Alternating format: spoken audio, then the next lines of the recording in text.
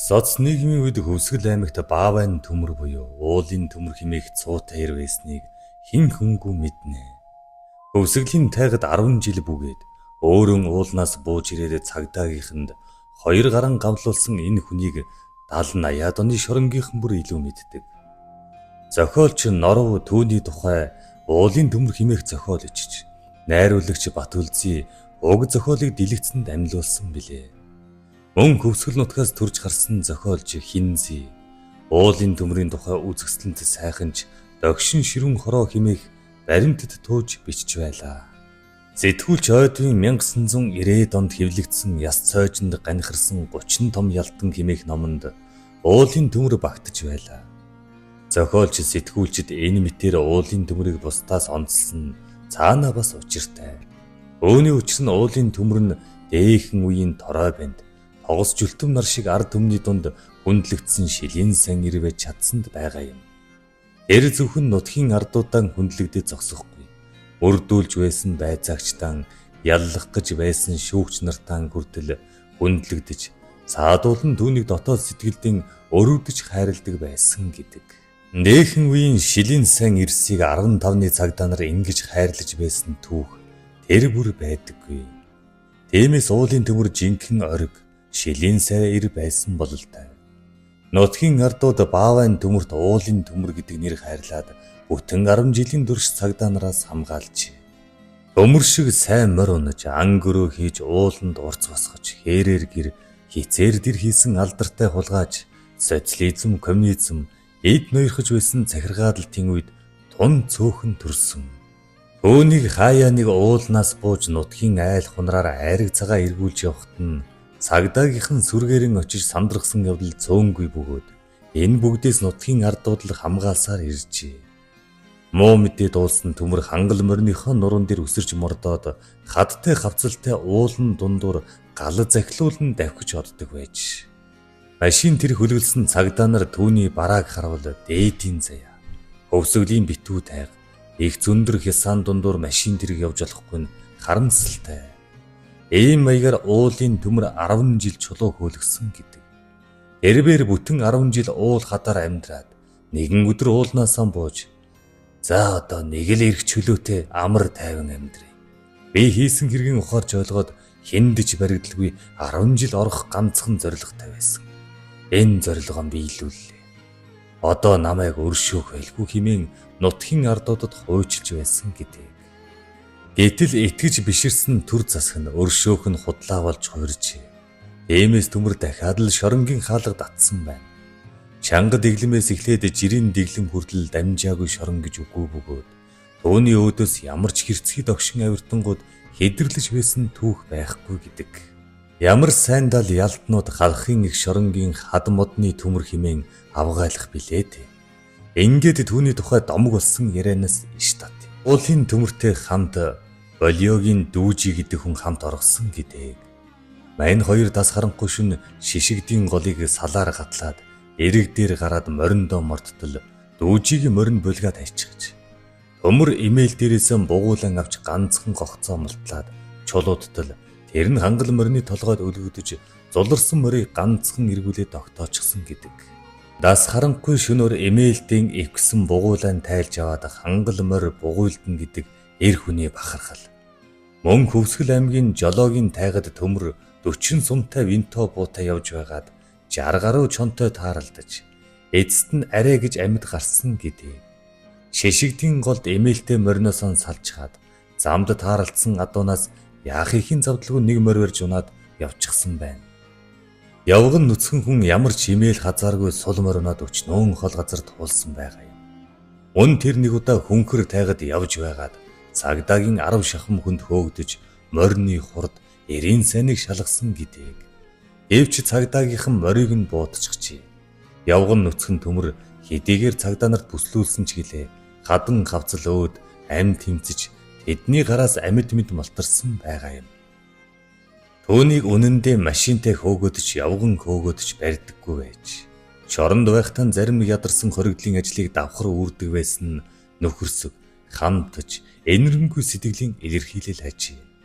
Түүнтэй хамт хоригдож байсан Ар хангай аймгийн Харьяат, Дэлгэрийн Самбуу, доорх зүйлийг хуучилсан юм.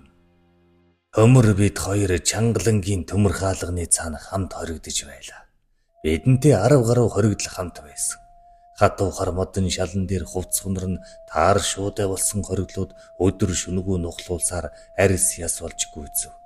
Энэ маань ч өвхөж болох энэ муу хар савнаас бүгдээрэн амьд гарах юм шүү гэж уулын төмөр бидэнд байнга сануулдаг байлаа.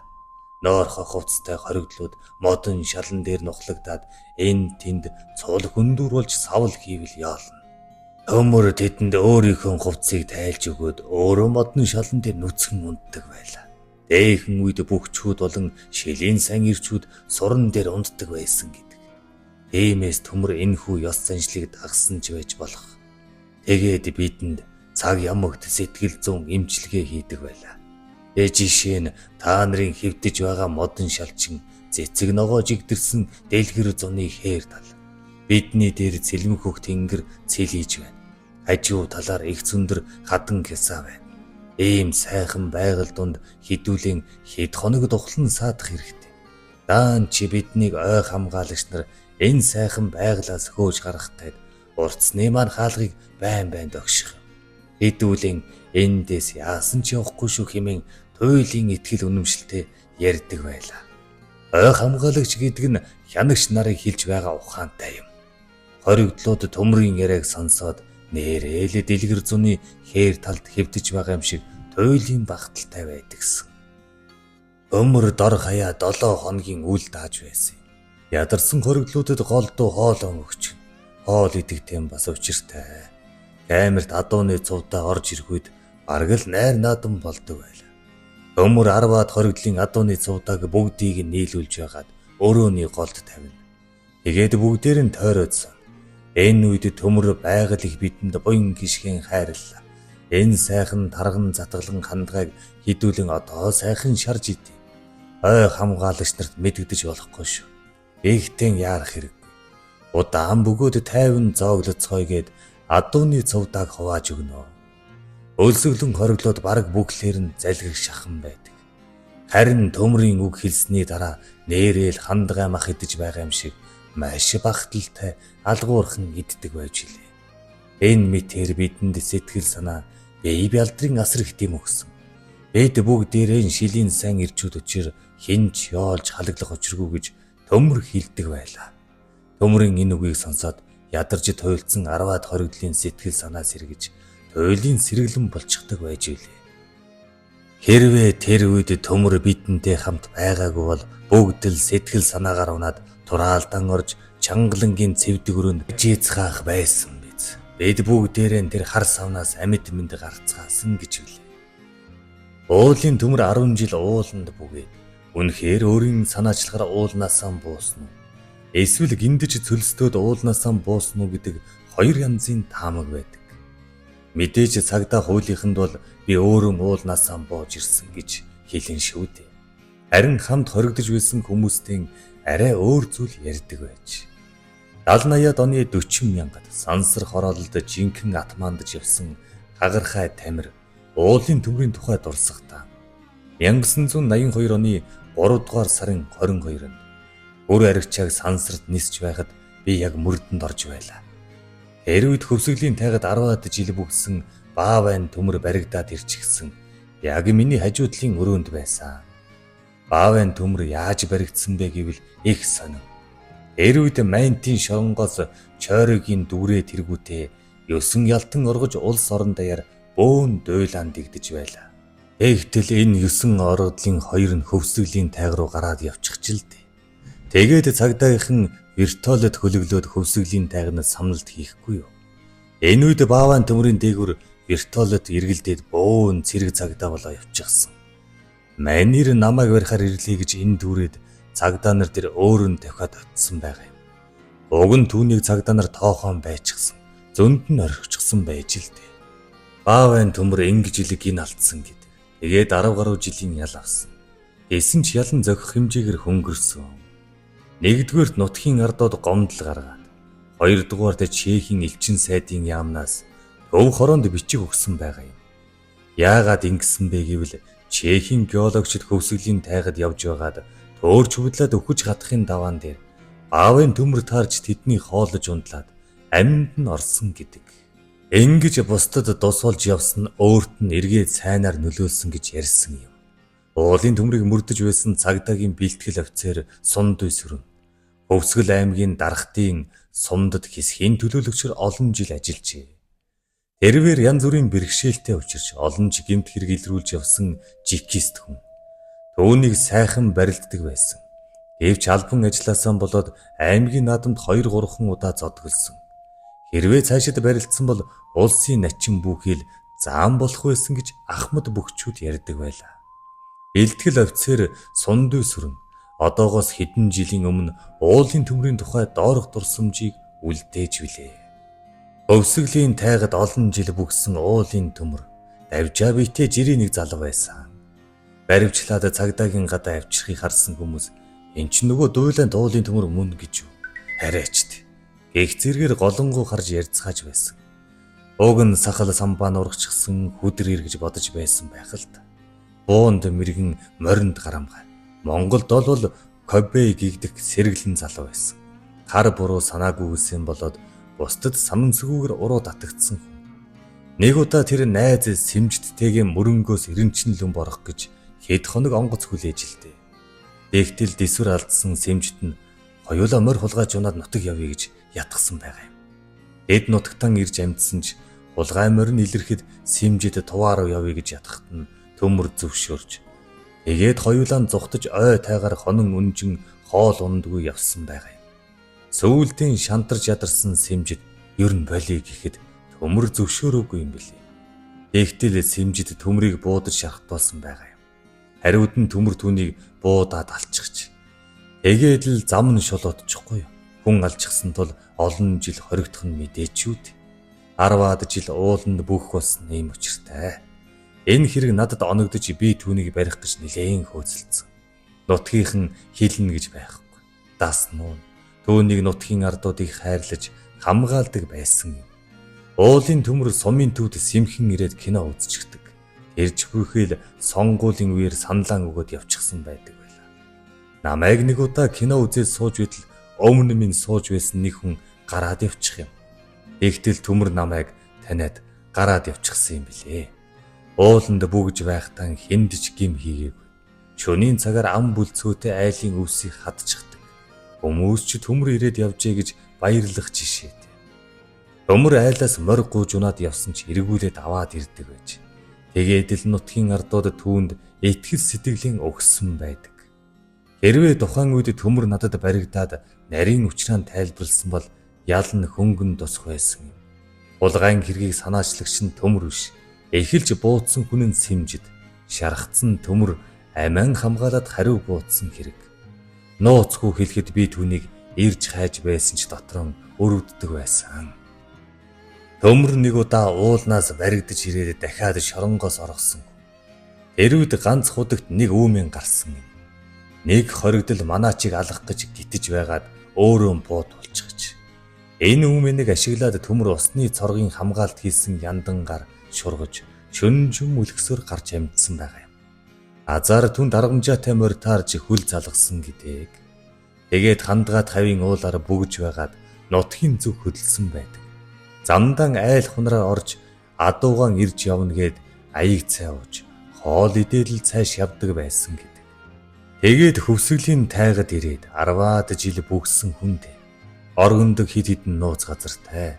Газар ухаад дээр нь хөрсөөр хүчин өчүүхэн цоорхоо гаргаж түүгэрийн агаар галын утаа гаргана. Нэг удаа бид тал талаас нь бүслээд гарах гарцгүй болготол төмөр газрын гавар орсон мэт алга болчихсон. Нууц нуувчуугаан орсон хэрэг. Бас нэг удаа баригдсан боловч алга болчихсон. Тэр тухайгаан сүулт нь би голын усанд далд ороод нарийнхан гуур уснаас зохиулгаад амьсгалж байсан юм гэж ярьсан.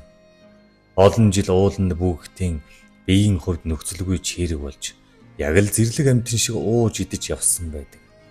Заримдаа айлд ирээд хонохтон ямар муухай үнэртэй юм бөхчөн байна гэд гадаа унтдаг байсан гэдэг. Жихнийн сонор сайжирж ямар ч амтныг алхаагаар нь мэддэг. Нэсч ёо шүү харахгүйгээр бууддаг байсан гэдэг. Нэг удаа айлд сууж байснаа газар чагнаад удахгүй машин ирхэн гээд гараад явчихсан гэдэг. Тэгтэл 20 минутын дараа машинтай хүмүүс ирсэн байгаа юм. Сүүлдийн түүний нэрийг барьж мал хулгайлдаг хүмүүс олширсан.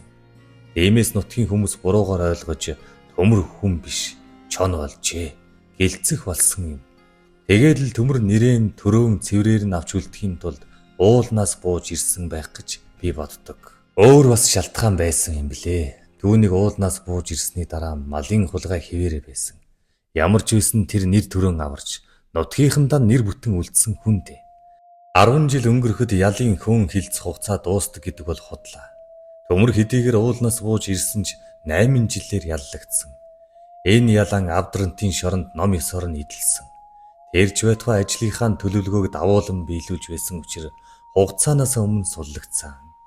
Уулын 10 жил, Авдрантын 8 жил түүнд маш хүнд туссан байгаа юм. Тэр дотны найз зохиолч Хинзид нэгэн захидал бичсэн байдаг. Түүндийн архинд шунсан хүн хожиж байсан будаагүй юм. Урт наслахыг ч үтсэнгүй. Миний чамд хэлэх эцсийн үг юм. Чи архинаас айж яв. Би архинд толгоогоо мэдүүлсэн бол аль хэдийн өнгөрөх байсан. Гэвч надад нутагтаа насаан илэх, жаргах ховь тавилан даан чалга байжтэй гэсэн байлаа. Өөнөөс үзэхэд гутарсан нэлт байгаа биз. Зохиолч Хинзи түүний амьдралыг олон талаас нь судлан үзэсгэлэн сайханж догшин ширүүн хорвоо гэдэг баримтад тууж бичиж байлаа. Уулын төмөр миний тухай үннийг мэдээд Ахмадтай уулзаж нэг сайхан ярих юмсан. Надад туслах гээд байхад нь би зүхтаагаад байсан юм билээ гэж ярьж байсан. Үнэн юм үннээрээ байх сайхан. Төмөр бол муу нөхрийн нүглээс болж ялахгүй хэрэгт орооцолдоод алдаж эндсэнж ер зөрөгтэй хөдөлмөрч өрөвчгөн гүндүүгүй сайхан хүн байлаа гэж дурсаж билээ. Уулын төмөр ан авд үнэхээр гаргууд байсныг нутгийнх нь одоо ч дурсан ярьдаг аж.